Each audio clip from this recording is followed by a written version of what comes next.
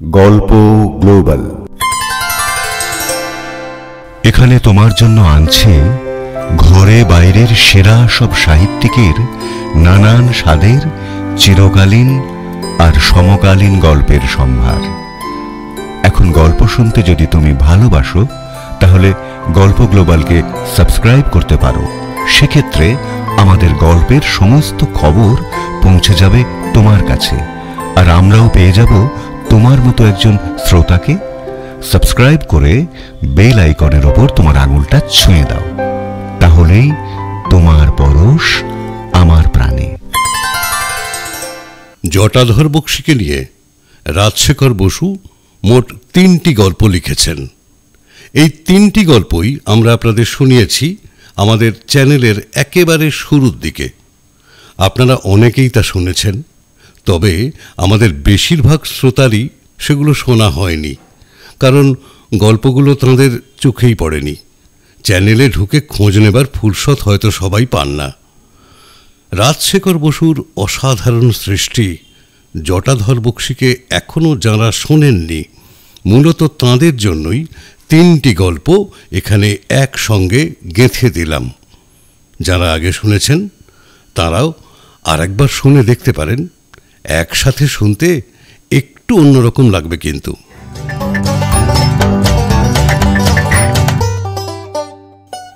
প্রথম গল্প, জটাধর বক্সী। এই তো হয়ে এসছে, জলটা ফুটছে।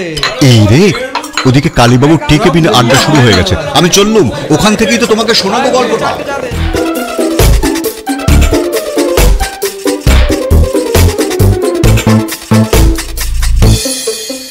পরশুরামের গল্প, জটাধর বক্সী।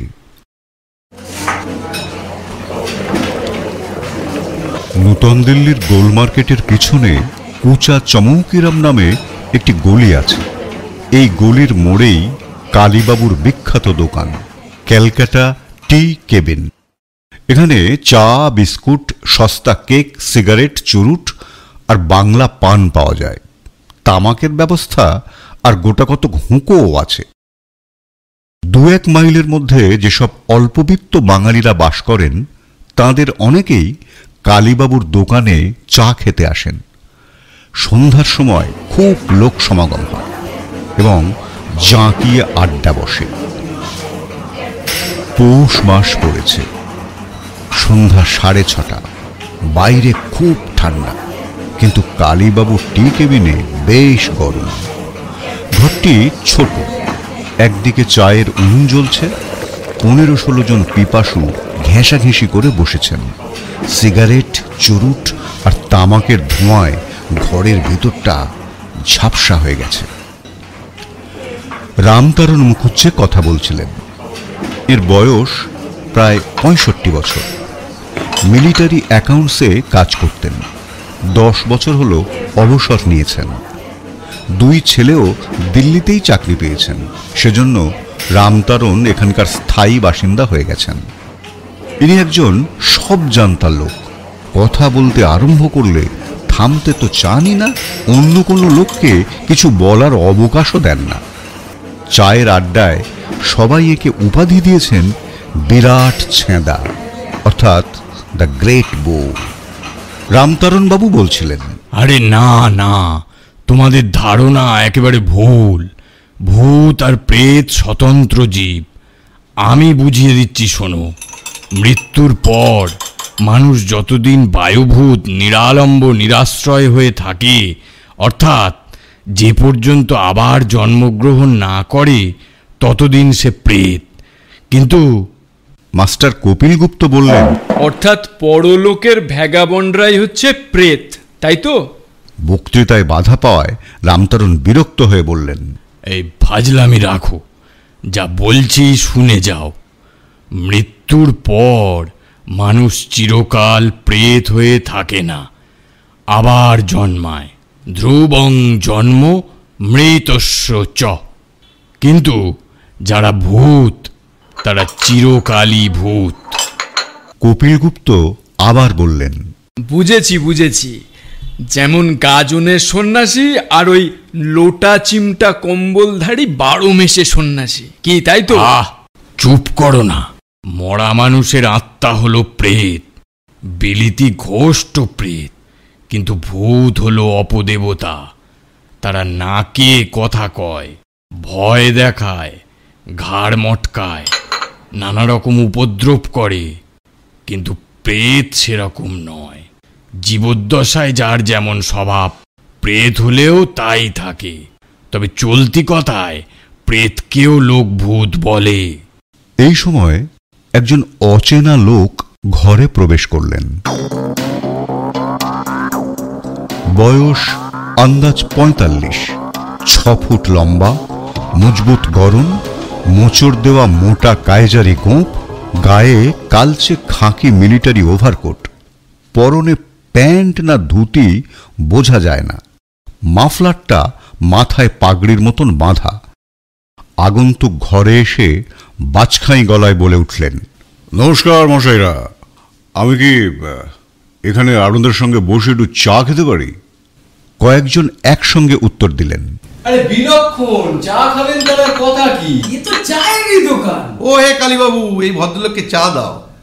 আপনাকে তো আগে কখনো দেখিনি, নতুন এসেছেন বুঝি? নতুন নয়, দিল্লি আমার খুব চেনা জায়গা, তবে সম্প্রতি বহুকাল পরে এসেছি। পুরনো দিল্লির কেউ কেউ এখনো হয়তো আমার নামটা মনে রেখেছেন, জটাধর বক্সী। ম্যানেজার মশাই, দয়া করে আমাকে বেশ বড় এক পেলা চা দিন, খুব গরম আর বেশ কড়া। আর একটা মোটা বর্মা চুরুট, 10 কিলি পান, 1 ধাবড়া চুন আর বেশ খানিকটা দোক্তাও দেবেন। হ্যাঁ, তারপর ভূত প্রেতের কি যেন কথা হচ্ছিল আপনাদের, আমি একটু শুনতে পারি কি? এইসব কথায় আমার একটু আগ্রহ আছে। একজন উৎসুক নতুন শ্রোতা পেয়ে রামতারণবাবু খুশি হয়ে বললেন, হ্যাঁ হ্যাঁ, শুনবেন বই কি। বলছিলুম, ভূত আর প্রেত আসলে আলাদা জীব, তবে সাধারণ লোকে তফাৎ করে না। বাদশাহী আর ব্রিটিশ জামানায় ভূত প্রেতের কথা অনেক শোনা যেত, কিন্তু এখনকার এই সেকুলার ভারতে তারা ফৌত হয়ে গেছে। গুরু মহারাজ, পানি মহারাজ, রাজজ্যোতিষী, নেপাল বাবা ইত্যাদির ওপর লোকের ভক্তি খুব বেড়েছে বটে, কিন্তু ভূত প্রেতের ওপর আস্থা কমে গেছে।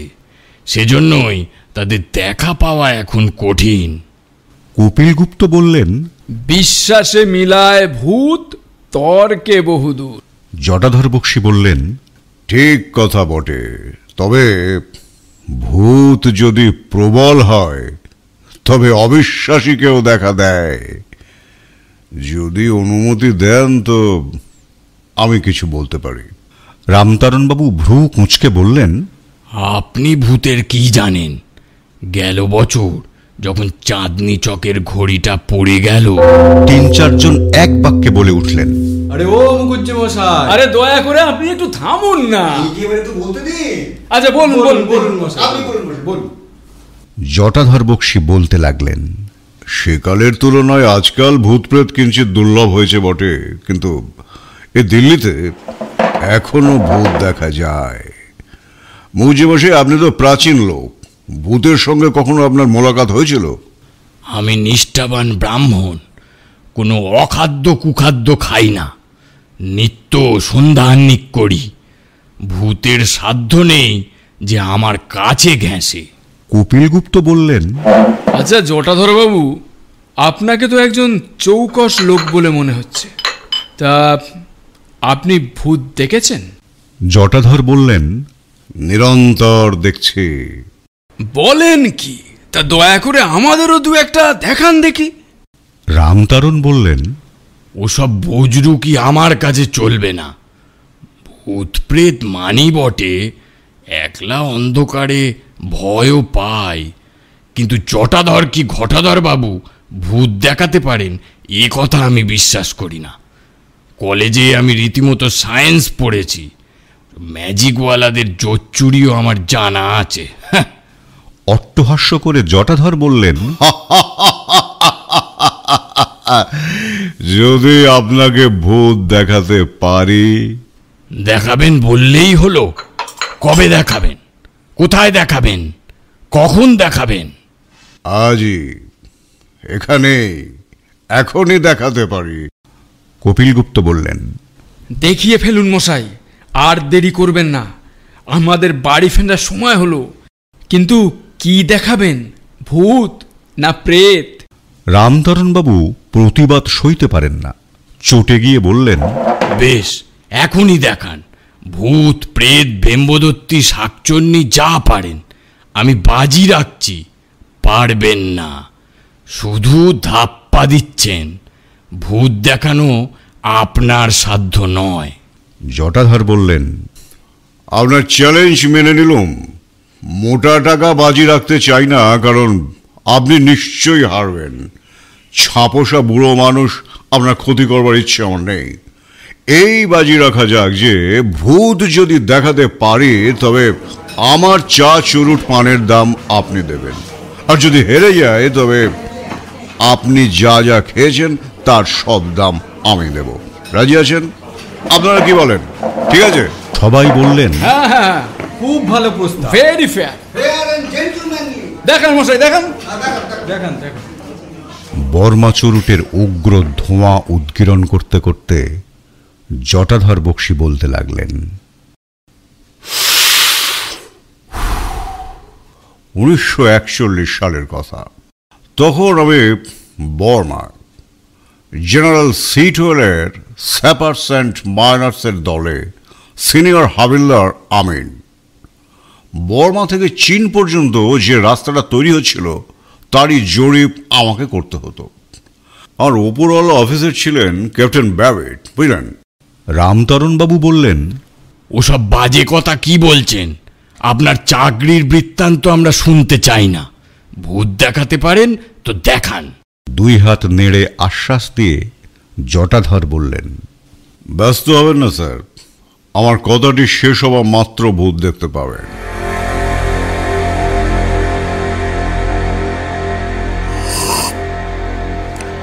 তখন জাপানিরা দক্ষিণ বর্মায় পৌঁছেছে।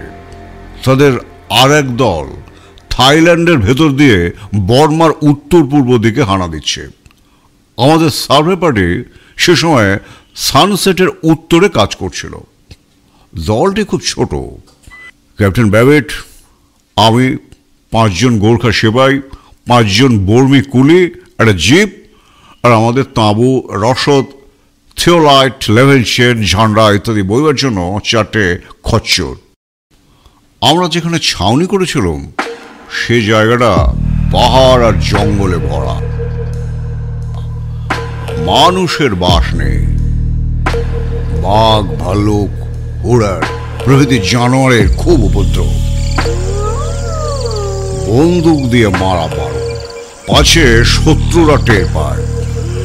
ব্যাবিট সাহেবের সঙ্গে একদিন স্ট্রিকনিনের বড়ি ছিল, জিলোটিন দিয়ে মোড়া। পেটে গেলে 3 মিনিটের মধ্যে গড়ে যায়। মাংসের টুকরোর সঙ্গে সেই বড়ি মিশিয়ে ক্যাম্পের বাইরে ফেলে রাখা হতো। রোজই 2-4টে জানোয়ার মারা পড়ত।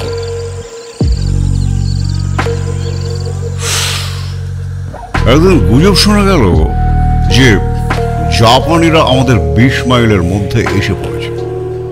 ক্যাপ্টেন ব্যাবিট বললেন, ওহে বক্সি, তুমি আর আমি একটু এগিয়ে গিয়ে দেখি চলো, আর সবাই ক্যাম্পে থাকো। চিয়াংকাই শেখ আমাদের সাহায্যের জন্য একটা চীনা পল্টন ইউনান থেকে পাঠিয়েছেন। আজই তাদের এখানে পৌঁছবার কথা। দেখতে হবে তাদের কোনো পাত্তা মেলে কিনা। আমরা দুজন উত্তর পূর্ব দিকে 4-5 মাইল হেঁটে চলল। সামনে একটা নিবিড় জঙ্গল, তার ওধারে একটা ছোট পাহাড়। সাহেব বললেন, ওই পাহাড়ের ওপর উঠে দূরবীন দিয়ে চারদিকটা দেখতে হবে। আমরা জঙ্গলে ঢুকলাম। সঙ্গে সঙ্গে জোনা 50 জাপানি আমাদের ঘিরে ফেলল। রামতরণবাবু অধীর হয়ে বলে উঠলেন, ওহে বক্সি, তুমি তো কেবলই বক বক করে চলেছ। শেষকালে হয়তো বলবে যে তুমি নিজেই একটি জাপানি ভূত দেখেছিলে। সেটি চলবে না বাবু, তোমার দেখা ভূত মানব না। জটাধর বললেন, আপনি নিশ্চিন্ত থাকুন, আর একটু পরেই আপনারা সচক্ষে ভূত দেখবেন। তারপর শুনুন, ক্যাপ্টেন ব্যাবিট বললেন, বক্সি, আত্মরক্ষার কোনো উপায় নেই, হাত তুলে সারেন্ডার করো। আমরা হাত তুলতেই জাপানিরা কাছে চলে এলো। এমন রোগা হাড্ডিসার পল্টন কখনো দেখিনি। তাদের 3-4 জন আমাদের গাল, কাঁধ, পা টিপে টিপে দেখতে লাগলো। একজন তো সাহেবের কাঁধে কামড়েই দিল, আর সবাই তাকে ধমক দিয়ে টেনে নিয়ে গেল। ব্যাবিট সাহেব একটু আধটু জাপানি ভাষা জানতেন। জিজ্ঞাসা করলাম, এদের মতলবটা কি? সাহেব বললেন, মায় পোর বক্সি, বুঝতে পারছো না? এদের ভাড়ার শূন্য, রসদ যা আসছিল শান ডাকাতরা লুট করে নিয়েছে। 7 দিন উপোস করে আছে, খিদে পেট জ্বলছে। তারপর দেখলাম ওদের কয়েকজন একটা উনুন জ্বালিয়েছে, আর তার উপর মস্ত একটা ডেচকি চাপিয়েছে। টি কেবিনে যারা উপস্থিত ছিলেন তাদের মধ্যে বীরেশ্বর সিংই একটু বেশি ভীতু। ইনি শিউরে উঠে বললেন, বলুন কি, এই সময় চীনা পল্টন এসে পড়লো বুঝি? জটাধর বললেন, কোথায় পল্টন? 4-5 জন জাপানি এগিয়ে এলো। 2 জনের হাতে দড়ি আর 2 জনের হাতে তলোয়ার। সাহেব বললেন, বক্সি, এই 4টে বড়ি এখনই গিলে ফেলো। আমি বললাম, আগে থাকতে বিষ খেয়ে মরবো কেন? যতক্ষণ শ্বাস ততক্ষণ আস। সাহেব ধমক দিয়ে বললেন, যা বলছি তাই করো, আমি তোমার কমান্ডিং অফিসার, অবাধ্য হলে কোর্ট মার্শালে পড়বে। কি আর করা, 4টে বড়ি গিলে ফেললুম। সাহেবও গিললেন। বীরেশ্বর সিংকে আঁতকে উঠে বললেন, বিষ খেলেন? তারপর চীনা ফৌজের ডাক্তার এসে বিষ বার করে ফেললে? চীনা ফৌজ 1 ঘন্টা পরে এসেছিল। আমাদের যা হলো শুনুন, 2টো জাপানি আমাদের হাত পা বেঁধে ঘাট নিচু করে বসিয়ে দিলে, আর 2টো জাপানি তলোয়ার দিয়ে খ্যাচ। বীরেশ্বর বাবু মাথা চাপড়ে চিৎকার করে উঠলেন, ওরে বাপ রে বাপ! হ্যাঁ মশাই, তলোয়ারের এক কোপে ঘ্যাচ করে আমাদের মন্ডপ কেটে ফেলল। রামতারণবাবু ক্ষীণ কণ্ঠে বললেন, এই বিয়ে তবে তবে বেঁচে আছেন কি করে? বজ্রগম্ভীর স্বরে জটাধর বক্সি বললেন, কে বললে বেঁচে আছে? আপনার হুকুমে বাঁচতে হবে নাকি? আমাদের কেটে টুকরো টুকরো করলে, ডেচকিতে সেদ্ধ করলে, চেটে পুটে খেয়ে ফেললে, খিদের চোটে স্টিকিনের তেতো টেরি পেল না। তারপর 3 মিনিটের মধ্যে সবকটা জাপানি কনভালশন হয়ে পটপট করে মরে গেল। ক্যাপ্টেন ব্যাবিডের মতো বিচক্ষণ অফিসার দেখা যায় না মশাই। আশ্চর্য দূরদৃষ্টি। আচ্ছা, আপনারা বসুন, আমি এখন চললাম। এই যে কালীবাবু, আমার বিলটা রামতারণ বাবুই শোধ করে দেবেন। নমস্কার।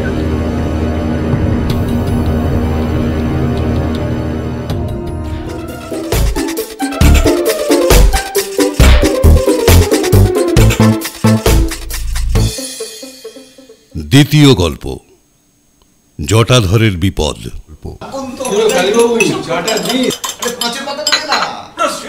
এই রে, ওদিকে কালীবাবুর টি কেবিনে আড্ডা শুরু হয়ে গেছে, আমি চললুম।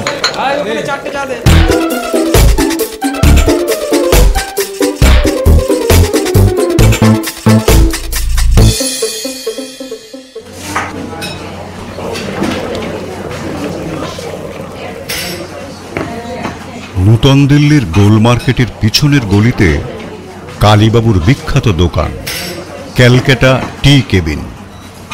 এই আড্ডাটির নাম নিশ্চয়ই আপনারা শুনেছেন। 17ই পৌষ, সন্ধ্যা 6:30। পেনশনভোগী বৃদ্ধ রামরতন মুখুজ্জে, স্কুল মাস্টার কপিল গুপ্ত, ব্যাংকের কেরানি বীরেশ্বর সিংহি, কাগজের রিপোর্টার অতুল হালদার এবং আরও অনেকে আছেন। আজ নিউ ইয়ার্স ডে, সেজন্য ম্যানেজার কালীবাবু একটু বিশেষ আয়োজন করেছেন। মাংসের চপ তৈরি হচ্ছে।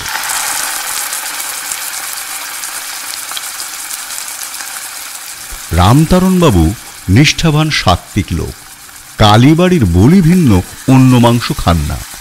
তার জন্য আলাদা উনুনে মাছের চপ ভাজবার ব্যবস্থা হয়েছে। সিগারেট, তামাক আর চপ ভাজার ধোঁয়ায় ঘরটি ঝাপসা হয়ে আছে। বিচিত্র গন্ধে আমোদিত হয়েছে। উপস্থিত ভদ্রলোকদের কয়েকজন পাশা খেলছেন, কেউ খবরের কাগজ পড়ছেন, কেউ বা রাজনৈতিক তর্ক করছেন। অতুল হালদার বললেন, ওহে কালীবাবু, আর দেরি কত? চায়ের জন্য প্রাণটা যে চ্যাঁচ্যাঁ করছে, কিন্তু খালি পেটে তো চা খাওয়া চলবে না। চটপট খানকতেক ভেজে ফেলো। কালীবাবু বললেন, এই যে স্যার, আর 5 মিনিটের মধ্যেই চপ রেডি হয়ে যাবে। এমন সময় জটাধর বক্সী প্রবেশ করলেন। চেহারা আর সাজ ঠিক আগের মতোই আছে। 6 ফুট লম্বা, মজবুত গরম, কাইজারি গোঁপ, গায়ে কালচে খাকি মিলিটারি ওভারকোট, মাফলারটা সেই আগের মতোই মাথায় পাগড়ির মতন বাঁধা। আজ আবার কপালে গুটিকতক চন্দনের ফুটকি আর গলায় একছড়া গাঁদা ফুলের মালা। ঘরে ঢুকেই বাজখাই গলায় বললেন, নমস্কার মশাইরা, খবর সব ভালো তো? জটাধরকে দেখেই বীরেশ্বর সিং একটু আটকে উঠলেন। রামতারণবাবু রাগে ফুলতে লাগলেন। যত সব। কপিল গুপ্ত সহাস্যে বললেন, আস্তে আজ্ঞা হোক জটাধর বাবু, আপনি বেঁচে উঠেছেন দেখছি। আজকেও ভূত দেখাবেন নাকি? পটকার মতন ফেটে পড়ে রামতারণবাবু বললেন, তোমাকে পুলিশে দেব, বেহায়া, ঠক, জোচ্চোর। ভূত দেখাবার আর জায়গা পাওনি? জটাধর বক্সী প্রসন্ন বদনে বললেন, মুখুজ্জে মশাইয়ের রাগ হবারই কথা। আমার রসিকতাটা একটু বেয়ারা রকমের হয়েছিল, তা মানছি। মরা মানুষ সেজে আপনাদের ভয় দেখিয়েছিলাম, সেটা ঠিক হয়নি। তার জন্য আমি ভেরি সরি। মশাইরা একটু ধৈর্য ধরে যদি আমার কথা শোনেন তো বুঝবেন আমার কোনো কুমতলব ছিল না। রামতারণ মুখুজ্জে ক্রুদ্ধ বিড়ালের ন্যায় মৃদুমন্দ গর্জন করতে লাগলেন। ছ্যাবলা। কপিল গুপ্ত বললেন, ঠিক আছে ঠিক আছে, কি বলতে চান বলুন জটাধর বাবু। অতুল হালদারের পাশে বসে পড়ে জটাধর বললেন, মশাইটা নভেল পড়ে থাকেন নিশ্চয়ই। প্রেমের গল্প, বড় ঘরের কেচ্চা, ডিটেকটিভ কাহিনী, রূপসী বোম্বেটে, এইসব। তো তার জন্য কিছু পয়সাও খরচ করে থাকেন। কিন্তু বলুন তো, গল্পের বইয়ে কিছু সত্যি কথা পান আপনারা?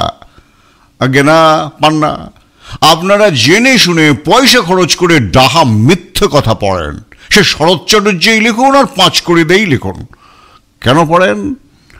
মনে একটু ফুর্তি, একটু সুরসুরি, একটু টিপুনি, একটু ধাক্কা লাগাবার জন্যে। মাসিরা, গল্প হচ্ছে মনের মেসাজ, চিত্তের ডলাই মালাই। পড়লে মেজাজ চাঙ্গা হয়। আমি কি এমন অন্যায় কাজটা করেছি মশাইয়া? রামতারণবাবু প্রবীণ লোক, ওকে ভক্তি করি। ওর সামনে তো ছ্যাবলা প্রেমের কাহিনী বলতে পারি না। তাই নিজেই নায়ক সেজে এটি নির্দোষ পবিত্র ভূতের গল্প আপনাদের শুনিয়েছিলাম। রামতারণ বললেন, তোমার চা, চুরুট, পানের জন্য আমার যে 14.5 আনা গচ্চা গিয়েছিল, তার কি হবে? তুচ্ছ, অতি তুচ্ছ। 6-7 টাকার কমে আজকাল একটা ভালো গল্পের বই মেলে না স্যার। আমি সেদিন অতি সস্তায় আপনাদের মনোরঞ্জন করেছিলাম। কপিল গুপ্ত বললেন, যাই হোক, কাজটা মোটেই ভালো করেননি। আচমকা সবাইকে একটা শক দেওয়া অতি অন্যায়। আর একটু হলেই তো বীরেশ্বর বাবুর হার্ট ফেল হয়ে যেত। জটাধর হাত জোর করে বললেন, আচ্ছা, সে অপরাধের জন্য মাপ চাইছি, আজ তার দণ্ড দেব। ও ম্যানেজার, কালীবাবু মশাই, বিস্তর চপ ভাজছেন দেখছি, তো এক একটা চপের দাম কত? 6 আনা? বেশ বেশ, তার সস্তায় বলতে হবে, বড় বড় করেই করেছেন। এই ঘরে 13 জন খাইয়ে রয়েছেন দেখছি, আমাকে আর কালীবাবুকে নিয়ে 15 জন। প্রত্যেকে যদি গড়ে 4খানা করে চপ খান, তাহলে 15 × 4 × 6 আনা, তাতে হয় 22.5 টাকা। আর তার সঙ্গে চা, কেক, পান, তামাক ইত্যাদিও যদি ধরুন, তাহলে ওই 12 টাকা। সব মিলে হলো 35 টাকা। হ্যাঁ, থামুন, আমার পুঁজি কত আছে আগে দেখি। জটাধর পকেট থেকে মানি ব্যাগ বার করলেন, নোট গুনতি করে বললেন, হ্যাঁ, এই কুলিয়ে যাবে। আমার কাছে গোটা 50 টাকা আছে। কালীবাবু, আপনি কিছু বেশি করে মাল তৈরি করুন। এখন মশাইরা, দয়া করে আমার সবিনয় নিবেদনটি শুনুন। আজ আপনারা সবাই আমার গেস্ট, আমার খরচে সবাই খাবেন, না কোনো আপত্তি শুনবো না। আমার অনুরোধটি রাখতেই হবে, নইলে শান্তি পাবো না। ব্যাপার কি হে জটাধর, এত দিলদরিয়া হলে যে? জটাধরের মোটা গোঁফের নিচে একটা সলজ্জ হাসি ফুটে উঠল। ঘাড় চুলকে মাথা নিচু করে বললেন, আপনারা হলেন আমার ঘরের লোক, আপনাদের বলতে বাধা কি জানেন? আজ বড় আনন্দের দিন, আজ আমার শুভ বিবাহ। রামতারণ বললেন, পৌষ মাসে শুভ বিবাহ কিরকম? তুমি ব্রাহ্মণ না খ্রিস্টান? আজ বিবাহ তো তুমি এখানে কেন? জটাধর জিভ কেটে বললেন, আগে আমি খাঁটি হিন্দু। বিবাহের অনুষ্ঠানটি আজ বেলা 11টায় রেজিস্ট্রেশন অফিসে সেরে ফেলেছে। সিভিল ম্যারেজ তো, পাঁজি দেখে হওয়ার জো নেই। রেজিস্ট্রারের মর্জি মাফিক লগ্ন স্থির হয়। বিয়েটা চুকে গেলেই ভাবলুম, এখন তো দিল্লিতে আমার চেনাশোনা বেশি কেউ নেই। মাস্তুতো ভাইয়ের বাসায় উঠেছি, সে আবার পেট রোগা মানুষ, ভালো জিনিস খাবার শক্তিই নেই। কিন্তু বিয়ের দিনে 5 জনে মিলে একটু ফুর্তি, একটু খাওয়া দাওয়া না করলে কি চলবে? আপনাদের কথা মনে এলো। ধরতে গেলে আপনারাই আমার বন্ধু, আত্মীয়, বরপক্ষ, কন্যাপক্ষ, সবই আপনারা। তাই এখানে চলে এলুম। আমাদের কালীবাবু দেখছি অন্তর্যামী, ব্যবস্থা সব করেই রেখেছেন। তো যা আছে দয়া করে আজ আপনারা খান। কিন্তু এখানে আপনাদের খাইয়ে আমার সুখ হবে না। আমার আস্তানায় একদিন আপনাদের পায়ের ধুলো দিতেই হবে। বউ ভাত খেয়ে আসতে হবে। বেশি কিছু নয়, চারি পোলাও, একটু মাংস, একটু পায়েস, আর ওই ঘন্টিওয়ালার দোকানে জাহাঙ্গীরি বালুশাহী। মুখুজ্জি মশাই নিষ্ঠাবান লোক, তো আমি জানি। কালীবাড়ির পাঁটাই আনাবো। আমার স্ত্রীর রান্না অতি চমৎকার, আপনারা খেয়ে নিশ্চয়ই তারিফ করবেন। আরেকটি নিবেদন আছে স্যার, এখানকার মিউনিসিপ্যাল অফিসে একটা কাজের চেষ্টা করছি, সার্ভেয়ার আমিনের পোস্ট। মুখুজ্জি মশাই যদি দয়া করে একটু সুপারিশ করেন তো এখনই কাজটা পেয়ে যাই। ওকে সবাই খাতির করে কিনা? রামতারণ বাবু বললেন, তা না হয় একটা সুপারিশপত্র লিখে দেওয়া যাবে, কিন্তু একটা কথা জিজ্ঞেস করি। তোমার বয়স তো 45-এর কাছাকাছি মনে হচ্ছে। এখন দ্বিতীয় পক্ষ বিবাহ করলে নাকি? আগে না স্যার, এই সবে প্রথম পক্ষ। এতদিন নানান জায়গায় ঘুরে বেরিয়েছি, বিবাহের রুচিই ছিল না। ভেবেছিলাম নির্ঝঞ্ঝাট জীবনটা কাটিয়ে দেব, কিন্তু তার হলো কই। শেষটায় বন্ধনে জড়িয়ে পড়লাম। শুনবেন সব কথা স্যার? রামতারণ বললেন, বেশ তো, শোনাই যাক তোমার কথা। অবশ্যই যদি গোপনীয় কিছু না হয়। জটাধর জিভ কেটে বললেন, রাম বলো, আমার জীবনে গোপনীয় কিচ্ছুটি নেই স্যার। এই জটাধর বসির আমোদে বটে, কিন্তু খাঁটি মানুষ, চরিত্রে কোনো কলঙ্ক পাবেন না। ও ম্যানেজার কালীবাবু, আপনি খাবার পরিবেশন করুন, খেতে খেতেই কথা হবে। শুনুন মশাইরা, যুদ্ধের সময় সত্যিই আমি নর্থ বার্মা মিলিটারিতে কাজ করতাম। 42 সালের গোড়ায় তখন জাপানিরা রেঙ্গুনে বোমা ফেলতে লাগলো। তখন ইংরেজের ওপর আর ভরসা রইল না, প্রাণের ভয়ে আমরা সবাই পালালুম।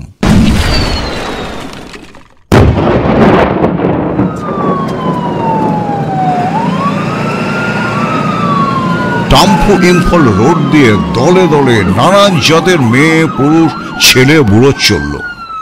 রোগে আর অবঘাতে কত যে মারা গেল তার কোনো ইয়ত্তা নেই। কাগজে সেসব কথা আপনারা পড়েছেন। অনেক কষ্টে আমি যখন বর্মা বর্ডার পার হয়ে ইম্ফলে এলুম, তখন একটি মেয়ে আমার শরণাপন্ন হলো। বড় করুণ কাহিনী তার। অল্প বয়সে অনেক দুঃখ পেয়েছে। স্বামীর নাম বলহরি জোয়ারদার। রেঙ্গুনে তার মোটর মেরামতের কারখানা ছিল, ভালোই রোজগার করত। জাপানিরা তাকে জোর করে নিয়ে চলে গেল। তাদের মোটর মেকানিকের বড় অভাব ছিল কি না। যাওয়ার সময় বলহরি তার বউকে বলল, অচলা চললুম, এই জীবনে হয়তো আর দেখা হবে না, তুমি যেমন করে পারো পালাও, দেশে ফিরে যাবার চেষ্টা করো।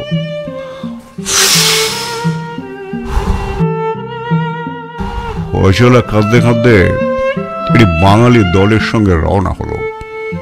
দলের সবাই একে একে মারা গেল। কলেরা, টাইফয়েড, বাঘের পেটে গেল কেউ কেউ।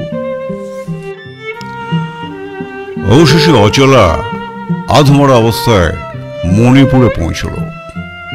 আমার স্বভাবটা কিরকম জানেন স্যার? লোকের দুঃখ দেখতে পারি না, বিশেষ করে মেয়ে ছেলের। অচলাকে বললাম, আমার সঙ্গে চলো, আমি যতদিন বেঁচে থাকি তুমিও বাঁচবে। রামতরণ বাবু প্রশ্ন করলেন, অচলার মা বাপ কোথায় ছিল? হায় রে, তার আবার মা বাপ? তারা বহুকাল আগে থেকে পেগু শহরে বাস করত। সেখানেই বলহরির সঙ্গে অচলার বিয়ে হয়। জাপানিরা এসে পড়লে অচলার মা বাপ ভাই বোন কে কোথায় পালালো, বাঁচলো কি মরলো কেউ জানে না স্যার। তারপর শুনুন, অচলাকে নিয়ে তো কোনো গতিকে বিপদের গণ্ডি পেরিয়ে আমি চলে এলুম। তারপর মশাইরা 12 বছর নানা জায়গায় কাজ করেছি। ডিব্রুগড়ে, চাটগাঁয়ে, নোয়াখালীতে, রংপুরে, আরো অনেক অনেক স্থানে, কিন্তু কোনো চাকরি স্থায়ী নয়। থিতু হয়ে কোথাও বাস করতে পারেনি। অবশেষে ঘুরতে ঘুরতে এই দিল্লিতে এসে পড়েছি।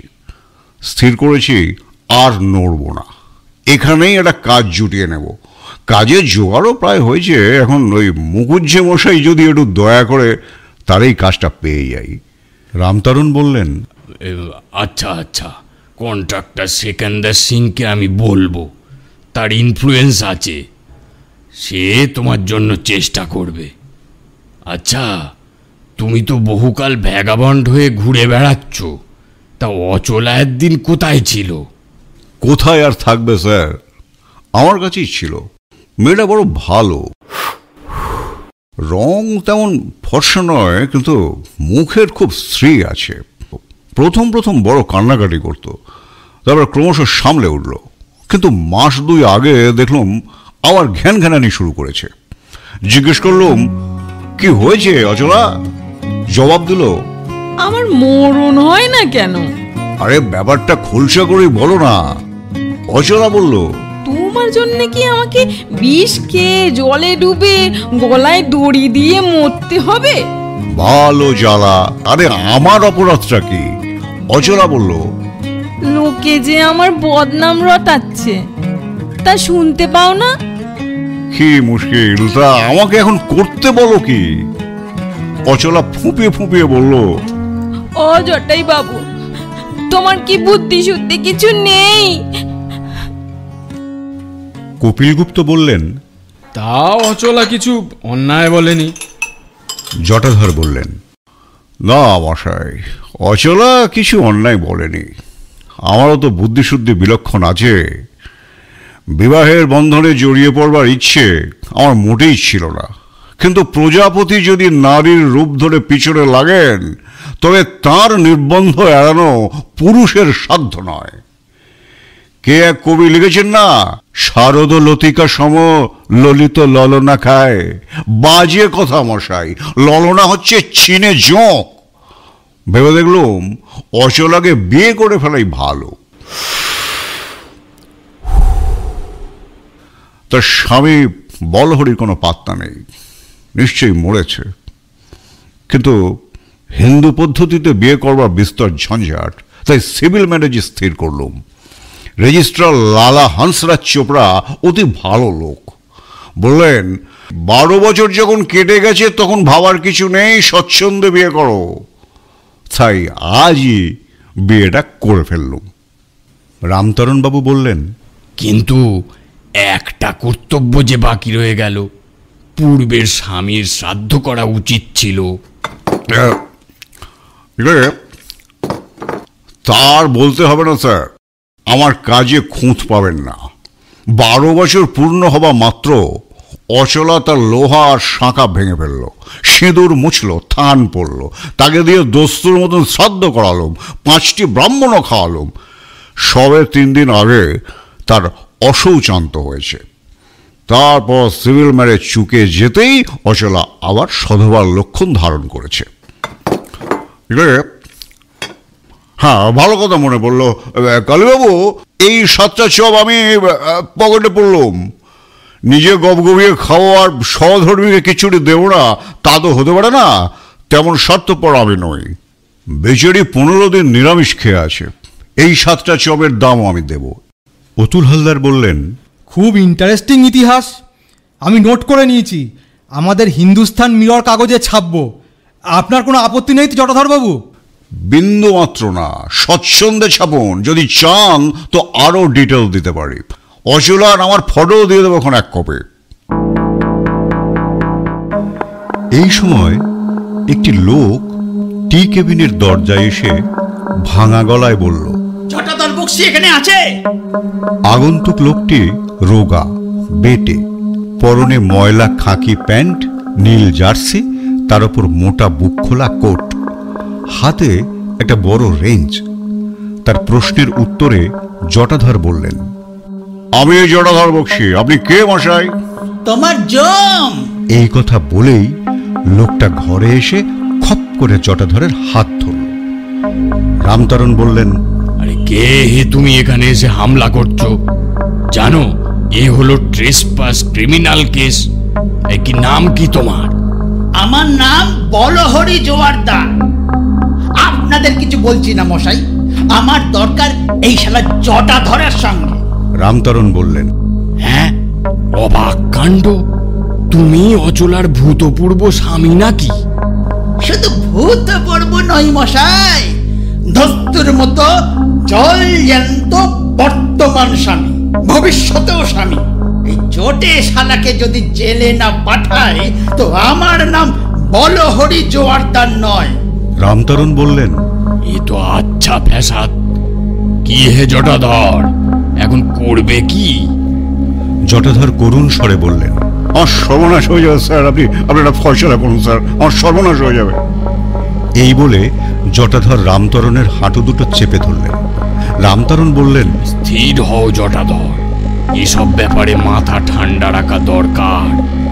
মীমাংসা তো অচলার হাতে। সে যদি বলে এই লোকটি তার স্বামী, তবে আর কথা নেই, তোমাকে তাই মেনে নিতে হবে বাবু। ও জোয়ারদার মশাই, আপনি অচলার সঙ্গে দেখা করেছেন? তার আপনাকে বলতে হবে না, তার কাছ থেকেই তো আসছি।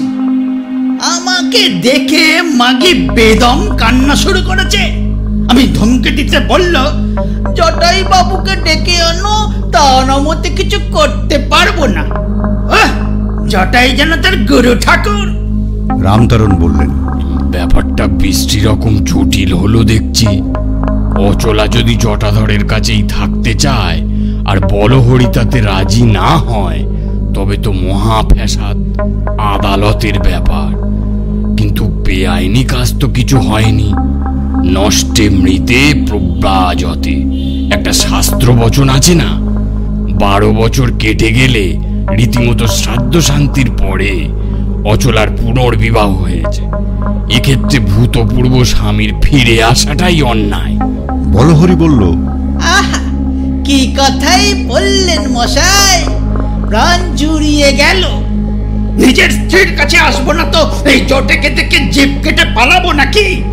জটাধর বললেন, আমি বলহরি জোরদার মশাইকে খেসারত হিসেবে কিছু টাকা দিতে রাজি আছি। এখন 50 দিতে পারি, বাসায় গিয়ে আরো 50 দেব। বলহরি গর্জন করে বলল, চপ্রাও সুয়ার, 100 টাকায় আমার বউ কিনতে চাও? একটা পাঠাও ওই দামে মেলে না। কপিলগুপ্ত বললেন, ওহে জোয়ারদার, একটু বুঝে সুঝে তম্বি করো। তুমি তো তাল পাতা সেপাই, জটাধরের চেহারাটা দিনে গেছো, এক চড়েই তোমারে সাবার করতে পারে। জন মারলেই হলো, দেখছেন না বেটা ভয়ে কেঁচো হয়ে আছে। 5টি বছর মাঞ্চুরিয়ার জাপানিদের কাছে ছিলাম মশাই, জুজুৎসুর প্যাঁচ ভালো করে শিখেছি। তারপর চীনাদের সঙ্গে 7 বছর কাটিয়েছি। ছাড়তে কি চায়? 3টে কমরেডকে গলা টিপে মেরে পালিয়ে এসেছি। জটাধরকে আঙুলের টোকাতেই কাট করতে পারি। চল হতভাগা, চল। কাঁচ পোকা যেমন প্রকাণ্ড আরশোলাকে ধরে নিয়ে যায়, তেমনি বলহরি জোয়ারদার জটাধরের হাত ধরে হিড়হিড় করে টেনে নিয়ে চলে গেল। রামতারণ মুখুজ্জে দীর্ঘশ্বাস ফেলে বললেন, এমন বিপদেও মানুষ পড়ে। আহা, বেচারা আজ দুপুরে বিয়ে করেছে আর সন্ধেবেলাতেই এই বিশ্রী কাণ্ড। অচলা মেয়েটার জন্য সত্যি দুঃখ হচ্ছে। ম্যানেজার কালীবাবু নিবিষ্ট হয়ে হিসাব করছিলেন। এখন উচ্চস্বরে বলে উঠলেন, চুলোয় যাক অচলা, আজকের খরচাটা কে দেবে? জটাধর তো আপনাদের বোকা বানিয়ে সরে পড়ল। কপিলগুপ্ত বললেন, আরে বাবা, সরে পড়েছে তাতে হয়েছে কি? আমরা তো নিজের পয়সাতেই কিনতে প্রস্তুত ছিলাম। কালীবাবু, তুমি আমাদের নামে নামে বিল তৈরি করো। কালীবাবু বললেন, কিন্তু ওই জটাধর নিজেই তো 12টা চপ, 4খানা কেক আর 4টে বড় পেয়ালার চা খেয়েছে। তাছাড়া বউকে দেবে বলে 7খানা চপ পকেটে পুড়েছে। মোট দাম হলো 9 টাকা 6 আনা। এই খরচা কে দেবে? কপিলগুপ্ত বললেন, মোটে 9 টাকা 6 আনা, 1.5খানা উপন্যাসের দাম। খরচটা আমাদের মধ্যেই চাড়িয়ে দাও। কি বলেন মুখুজ্জ মশাই? জটাধরের বিবেচনা আছে, বেশি ঠকায়নি। বীরেশ্বর সিংহি বললেন, আমি তখনই বুঝেছিলুম ওই বলহরি হচ্ছে জটাধরের মাস্তুতো ভাই। 7টা চপ তার পেটেই যাবে।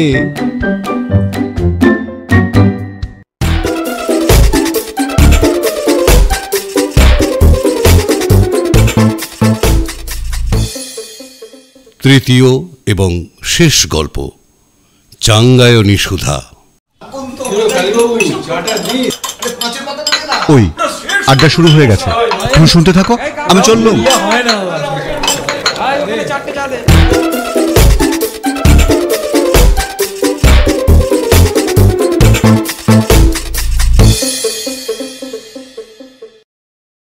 পরশুরামের গল্প, চাঙ্গায়নী সুধা।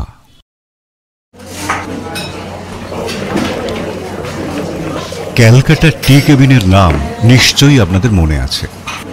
নূতন দিল্লির গোল মার্কেটের পিছনের গলিতে কালীবাবুর সেই বিখ্যাত চায়ের দোকান। বিজয়া দশমী, সন্ধ্যা 7টা।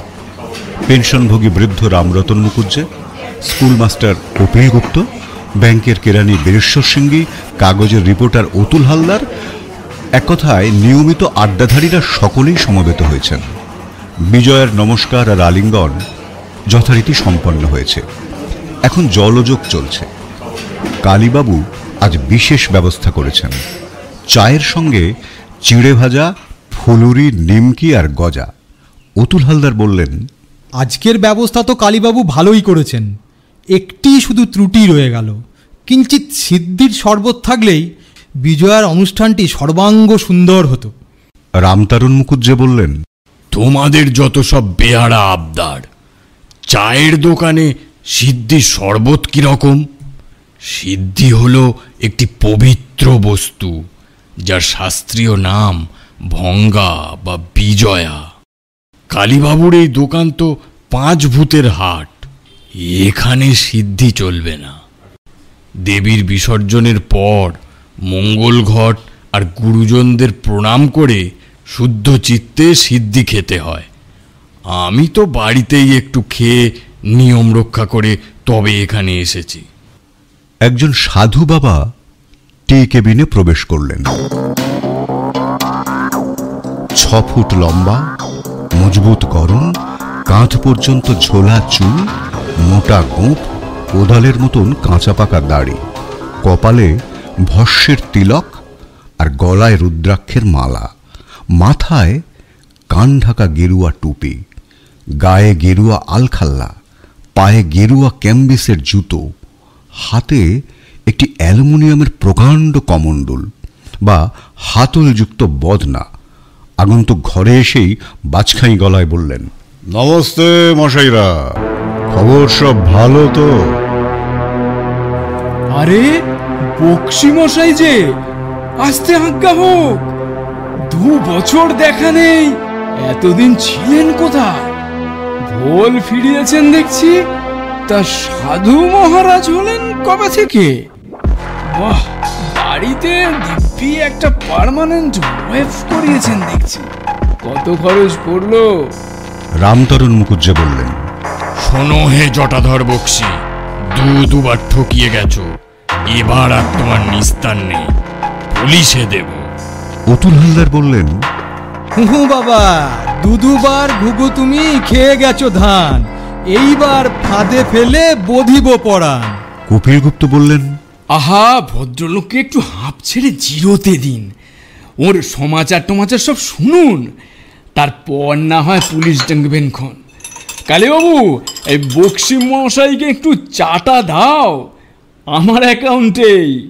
রবি বর্মার ছবিতে যেমন আছে, মেনকার কোলে শিশু শকুন্তলাকে দেখে বিশ্বামিত্রা মুখ ফিরিয়ে হাত নাড়ছেন, সেই রকম ভঙ্গি করে জটাধর বললেন, না না না না, আর লজ্জা দেবেন না, আপনাদের ঢের খেয়েছি, এখন আমাকেই সেই ঋণ শোধ করতে হবে।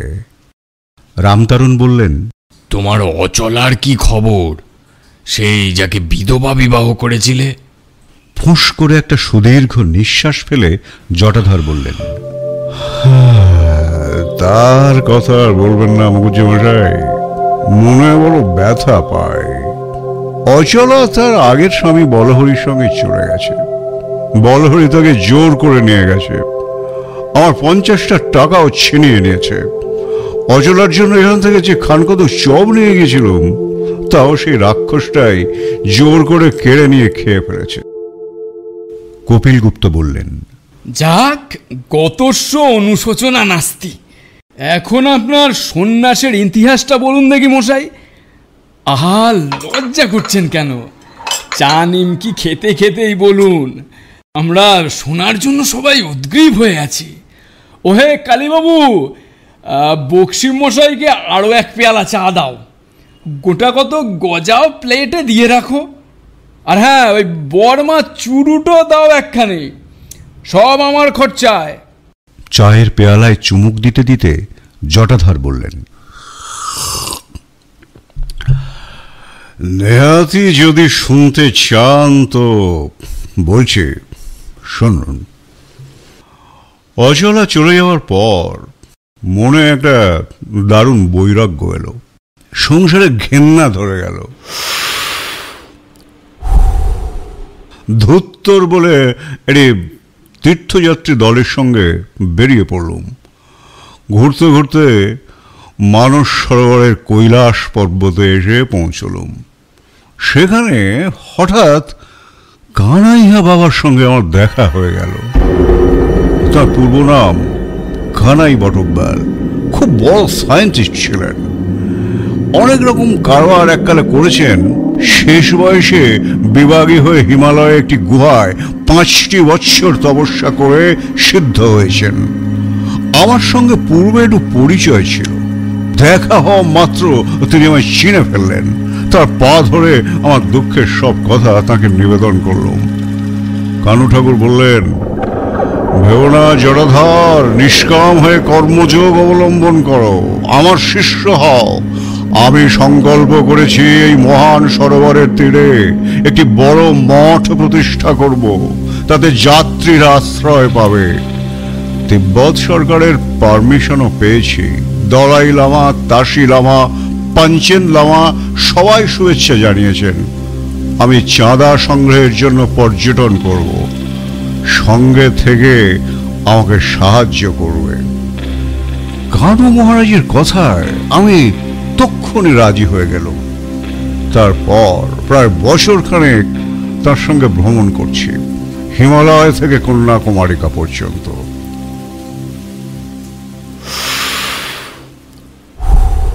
মঠের জন্য গরিব বড়লোক সবাই চাঁদা দিচ্ছে, যার যেমন সামর্থ্য, 1 আনা থেকে 1 লাখ পর্যন্ত। তার টাকা মন্দ ওঠেনি, প্রায় 4.25 লাখ। সবই ইন্ডো টিবেটিয়ান যক্ষ ব্যাংকে জমা আছে। কানু মহারাজ সম্প্রতি দিল্লিতেই অবস্থান করছেন, দরিয়াগঞ্জে শেঠ গজাননজির কুটিতে। তার অনুমতি নিয়ে একবার আপনাদের সঙ্গে দেখা করতে এলুম। রামতারণ বললেন, আমরা কেউ 1 পয়সা চাঁদা দেব না, তা আগেই বলে রাখছি। তোমাকে থোড়াই বিশ্বাস করি। জটাধর বক্সী প্রসন্ন বদনে বললেন, মুখুজ্জে মশাইয়ের কথাটি হুঁশিয়ার জ্ঞানযোগীরই উপযুক্ত। বিশ্বাস করবেন কেন? আমার ভালোর দিকটা তো দেখেননি। অদৃষ্টের দোষে বিপাকে পড়ে সর্বশান্ত হয়েছি, আপনাদের কাছে অপরাধী হয়ে পড়েছি। সে কথা আমি কি ভুলতে পারি? সৎ কার্যের জন্য চাঁদা, বিশেষ করে মঠ নির্মাণের জন্য চাঁদা শ্রদ্ধার সঙ্গে দিতে হয়। শ্রদ্ধয়া দেয়ম, এই হলো শাস্ত্র বচন। শ্রদ্ধা না হলে দেবেন কেন? আমি বা চাইব কেন? অতুল হালদার বললেন, থ্যাংক ইউ জটাই মহারাজ, আপনার বাক্যে আশ্বস্ত হলুম। মঠ প্রতিষ্ঠার কথা শুনেই আতঙ্ক হয়েছিল। এখনই বুঝি চাঁদা চেয়ে বসবেন? না দিলে আবার কানাইয়া বাবার সাপের ভয় দেখাবেন। যাক, শ্রদ্ধা যখন নাস্তি তখন চাঁদাও নবরঙ্কা। আপনার ওই বিরাট বদনাটাই কি আছে? জটাধর বললেন, ছি ছি ছি ছি, বদনা বলবেন না স্যার। এর নাম রুদ্র কমণ্ডল। কানু মহারাজের ফরমাসে গজানন শেঠজি বানিয়ে দিয়েছেন। তার অ্যালুমিনিয়ামের কারখানা আছে কিনা? রামতারণ প্রশ্ন করলেন, কি আছে ওটাতে? চল বল করছে যেন। আগে এতে আছে চাঙ্গায়নী সুধা। আপনাদের জন্যই এনেছি। রামতারণ বললেন, মৃত সঞ্জীবনী সুধা জানি, চাঙ্গায়নী আবার কি? এক অপূর্ব বস্তু মুখুজ্জে মশাই, কানু মহারাজের মহৎ আবিষ্কার। খেলে মন প্রাণ চাঙ্গা হয়। চাঙ্গায়নী সুধা নাম। মদ নাকি? মহাভারত। কানু মহারাজ মাদক দ্রব্য স্পর্শ করেন না, চা পর্যন্ত খান না। চাঙ্গায়নীতে কি আছে শুনবেন? আপনাদের আর জানাতে বাধা কি, কিন্তু দয়া করে ফর্মুলাটি গোপন রাখবেন। কপিল গুপ্ত বললেন, ভয় নেই বক্সি মশাই, আমরা এই কজন ছাড়া আর কেউ টের পাবে না। তবে শুনুন, এতে আছে 20টি কবরেজি গাছ গাছড়া, 20 রকম ডাক্তারি আরক, 20 রকম হোমিওগ্লোবিউল, 20 দফা হেকেমের দাওয়াই, তাছাড়া তান্ত্রিক স্বর্ণভস্য, হীরক ভস্য, বায়ু ভস্য, মোম ভস্য, রাজ্যের ভিটামিন আর পোয়াটাক ইলেকট্রিসিটি। আর আছে হিমালয়ে যত সোমলতা, যাকে আপনারা সিদ্ধি বলেন, আর কাশ্মীরি মকরকান্ত। এই সব মিলিয়ে বগযন্ত্রে চোলাই করে প্রস্তুত হয়েছে। কানু ঠাকুর বলেন, এই চাঙ্গায়নী সুধাই হচ্ছে প্রাচীন ঋষিদের সোমরস। উনি শুধু ফর্মুলাটি যুগোপযোগী করেছেন। অতুল হালদার উরুতে চাপড় মেরে বললেন, আরে মশাই, এই রকম জিনিসই তো আজ দরকার। একটু আগেই বলছিলুম, কিঞ্চিত সিদ্ধির শরবত হলেই আমাদের এই বিজয়ার সম্মিলনীটি নিখুঁত হয়। রামতারণ বললেন, অত ব্যস্ত হয়েও না হে অতুল। জটাধরের চাঙ্গায়নি যে নেশার জিনিস নয় তা জানলে কি করে? জটাধর বক্সী তার প্রকাণ্ড জিহ্বাটি দংশন করে বললেন, কি বলছেন মুখুজ্জে মশাই? নেশার জিনিস কি আপনাদের জন্য আনতে পারি? আমার কি ধর্মজ্ঞান নেই? এদের সিদ্ধি আছে বটে, কিন্তু তা মামুলি ভাঙ নয়। বৈজ্ঞানিক প্রক্রিয়ায় শোধন করে তার মাদকতা একেবারে নিউট্রালাইজ করা হয়েছে। আয়ুর্বেদ শাস্ত্রে যাকে বলে হৃদ্য বৃষ্য বল্ল মেধ্য, এই চাঙ্গায়নি হলো তাই। খেলে শরীর চাঙ্গা হবে, ইন্দ্রিয় আর বুদ্ধি তীক্ষ্ণ হবে, চিত্তে পুলক আসবে, সব গ্লানি আর সব অশান্তি দূর হবে। কবির বাবু, ট্রাই করে দেখুন না। চায়ের গ্লাসটা আগে ধুয়ে নিন, জিনিসটা খুব শুদ্ধভাবে খেতে হয়।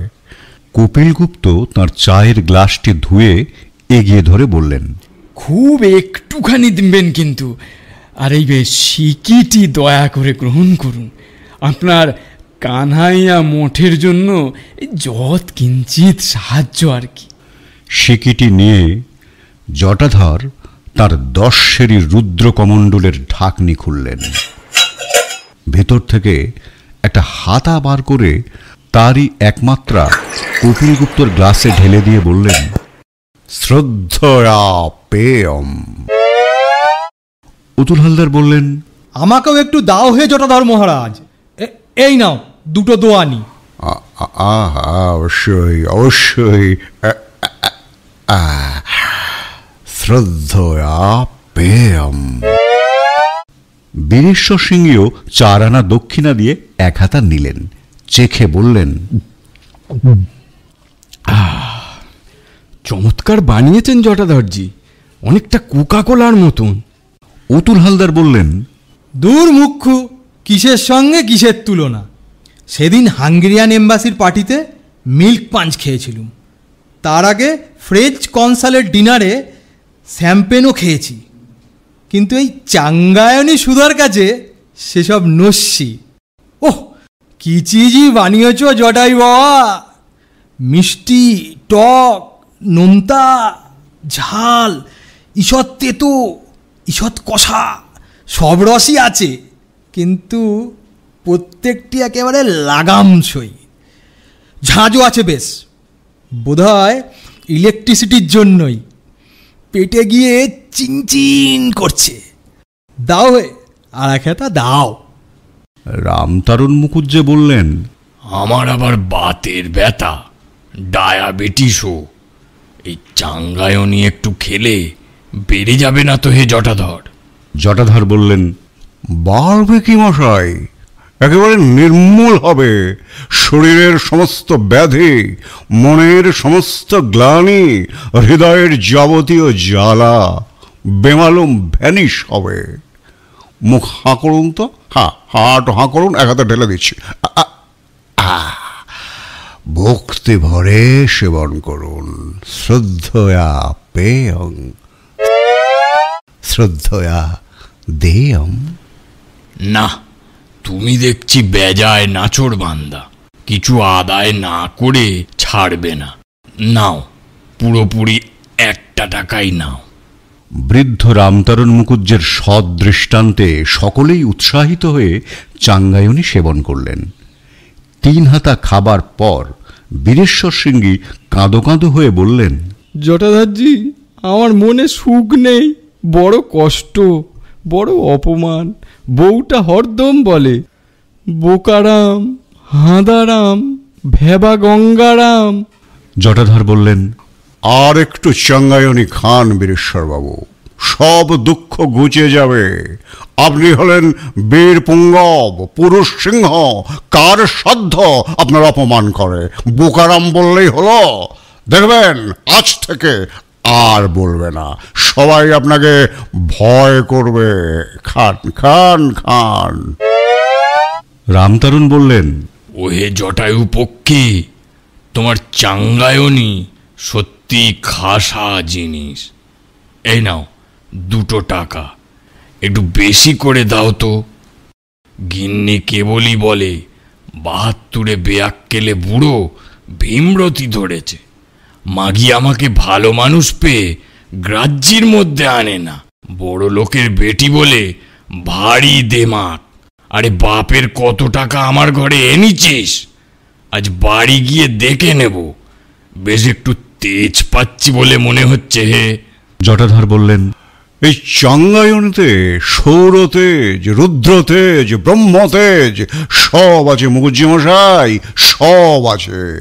আপনি নিষ্ঠাবান ব্রাহ্মণ, ঋষিদের বংশধর।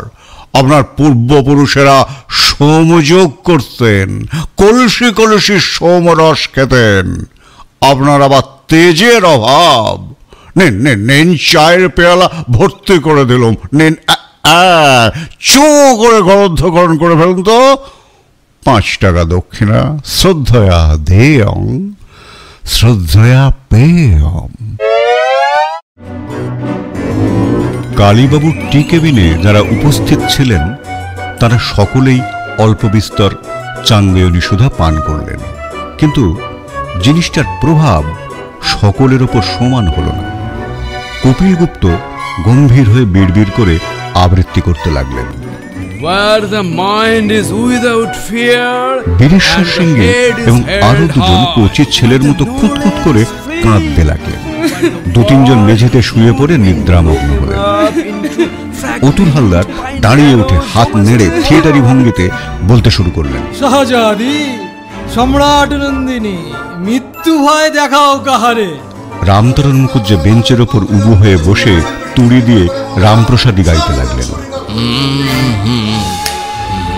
কালী একবার খাড়াটা নেব, ভক্তি ভরে কেটে নিয়ে মা বাবা শিবের শ্রীচরণে দেব।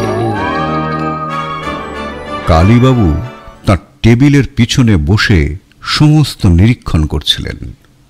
এখন এগিয়ে এসে জটাধরকে প্রশ্ন করলেন, আজ কত টাকা হাতালে জটাধর বাবু? জটাধর বললেন, চাঁদার কথা বলছেন? অতি সামান্য, বড়জোর 50 টাকা। আপনার মক্কেলেরা তো আর কেউ টাকার আন্ডিল নয়। আমার দোকানে ব্যবসা করলে আমাকে কমিশন দিতে হয়, তা বোঝো তো। বিলক্ষণ বুঝি। এই নিন 5 টাকা, 10% কিছু বেশি দিলুম। তোমার ওই বদনায় আর কিছু আছে নাকি? আছে বই কি, চায়ের কাপের 2 কাপ হবে, খাবেন? দাম কিন্তু দেব না। আপনার কাছে আবার দাম কি?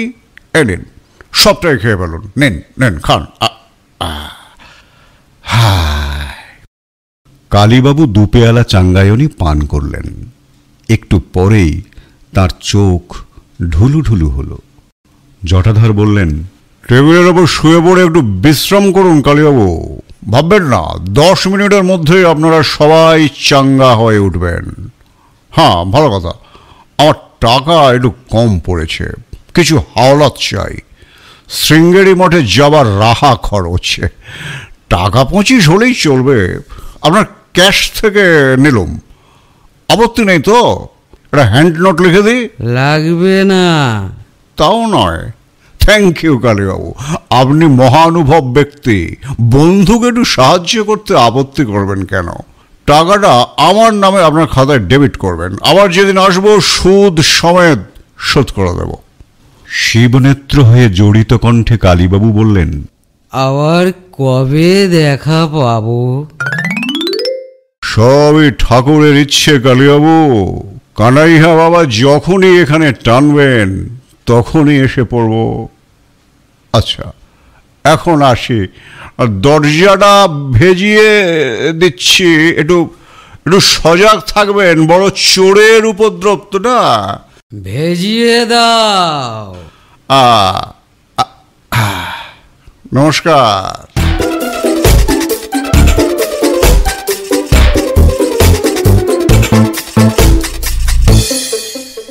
এতক্ষণ তোমাদের শোনালাম জটাধরের কীর্তিকলাপ।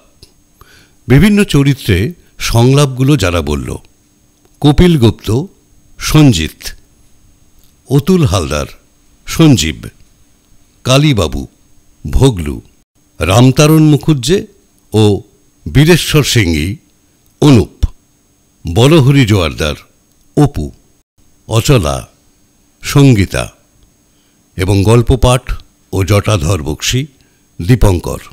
আবহ, শব্দগ্রহণ ও সম্পাদনা অনুপ। আর গল্প তিনটিকে এক সুতোয় গেঁথে দিলাম আমি, সঞ্জয়। তোমার সঙ্গে আবার দেখা হবে নতুন গল্প নিয়ে। আজ এই পর্যন্ত। ও হ্যাঁ, শুনতে ভালো লেগে থাকলে লাইক দিও, শেয়ার করো, আর মতামত জানালে তো আমি খুবই খুশি হব। টাটা।